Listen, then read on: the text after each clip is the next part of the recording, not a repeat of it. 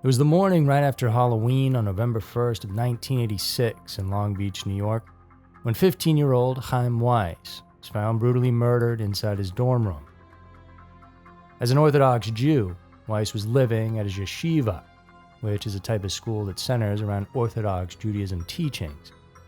The normally calm and religious building where he was found was turned into a crime scene with little answers, as somebody had bludgeoned the teen while he slept. And this is the murder of Chaim Weiss. It was early in the morning, at about 7:50 a.m. on that Saturday of November 1, when a dorm counselor headed over to check on Haim after he had failed to show up for Sabbath services. And he knocked on the door and received no answer, so he opened it up, which revealed the gruesome scene. The Nassau County Police were immediately called in, and when detectives arrived, they found his body still clad in his pajamas on the ground.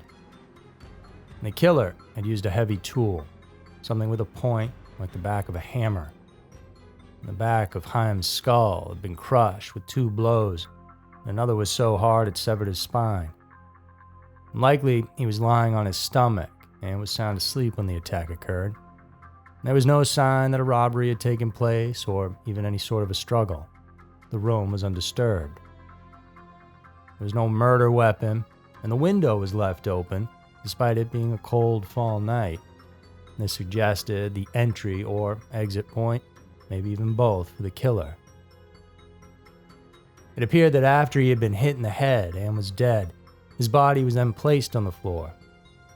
Being that this had occurred in a dorm room at a school, the police wanted to start questioning everyone to see if maybe they heard anything or saw someone who didn't belong around the building, but that proved difficult at the start, which is always the most important time to be talking to people while everything is fresh. One of the lead detectives, Don Daly, said, "Initially we were dealing with a Saturday, which is the Sabbath.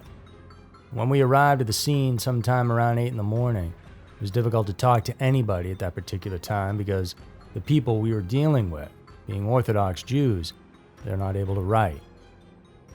We couldn't take statements from anybody. We got the impression a lot of the students at the time were afraid to talk to us or were a little shy. Still, though, they could come to some conclusions based on the evidence they had in hand at the time. Officers noticed a few unusual things about the scene of the crime that suggested the perpetrator was familiar with the Jewish customs. So, short of being a random killer roaming the streets, perhaps the person who did this was close to Haim, living in the community and possibly right there on campus. For instance, the body was moved down to the floor from the bed, in accordance with Orthodox tradition that states that a body has to be at the lowest point in the room. Upon a second look at the open window, it is possible that this was done in order to allow Haim's spirit to exit the room. Again, this is directly related to typical Jewish customs. And more than that, one of the rabbis asked to place a memorial candle in the room before detectives sealed it off to preserve the scene, which they allowed.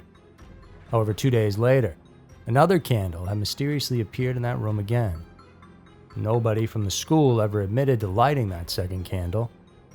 And this led them to believe that perhaps the second candle was lit by the killer themselves, because if somebody else had done it as a way to show love and sympathy, then why wouldn't they just come forward? And so then, was it possible that Weiss had crossed somebody at his school who may have been seeking revenge? In digging into the young man's life in more detail, detectives found that Weiss was not a troublemaker by any means.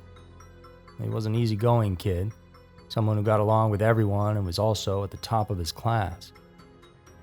The top of the class part threw up a little red flag that maybe Chaim hadn't done anything wrong at all to anyone other than being successful, and that perhaps this was a murder done out of jealousy. And just a few months before the killing, the principal of the school had reached out to Haim's parents, looking to have a meeting with the boy who was away at camp. That meeting would eventually take place in Brooklyn, but Weiss never told his folks what it was about exactly. He didn't seem to want to tell them anything about it, and the details of what was said have been kept under wraps.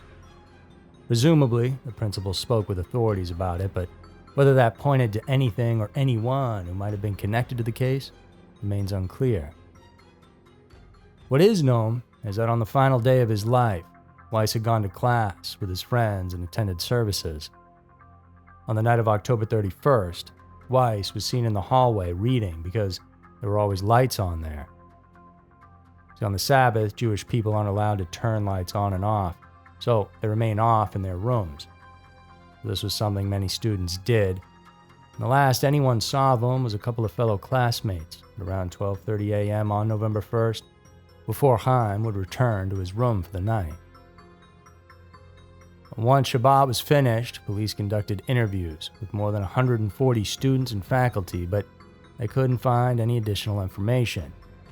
Though it was later on realized that Orthodox Judaism prevented them from giving out information against another person unless there was evidence or backed up by another individual. In other words, the mere act of possibly incriminating somebody else, even if they believed this person were the killer and warranted further investigation, was against the rules. Almost every question they asked these people was simply met with dead silence.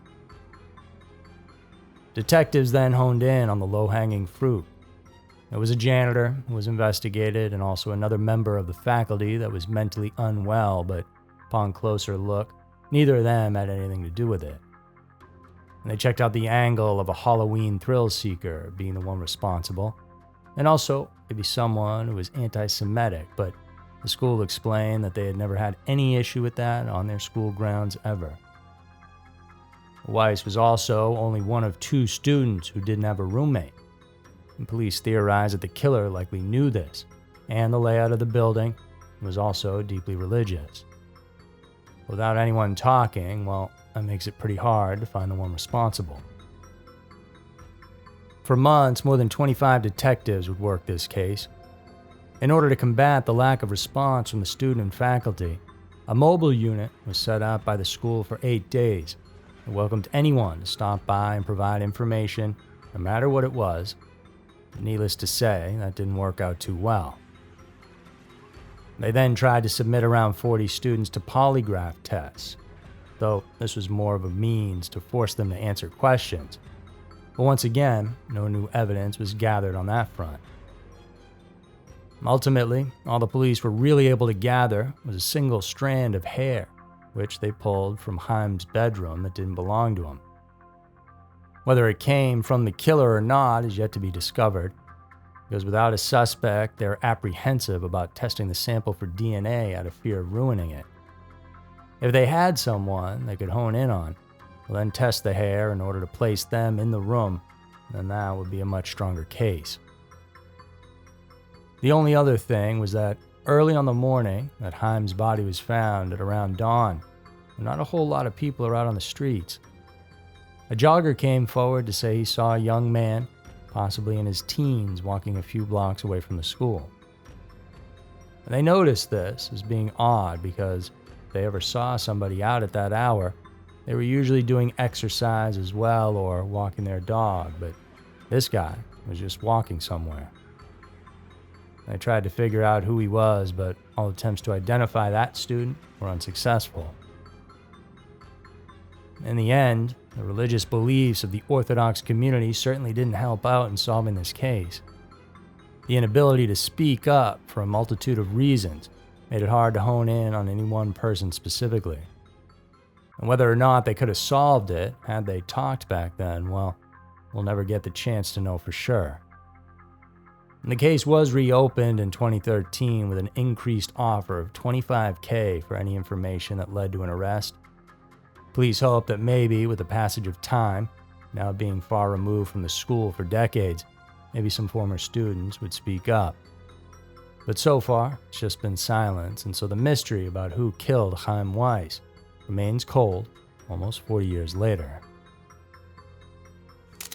So there were all the details covering the murder of Chaim Weiss. Thanks for tuning in. If you want more content like this, remember to subscribe and hit the bell so you know when we're posting our new content. It's 3 new episodes every single week. Thanks so much for stopping by. I'll see you guys in the next one.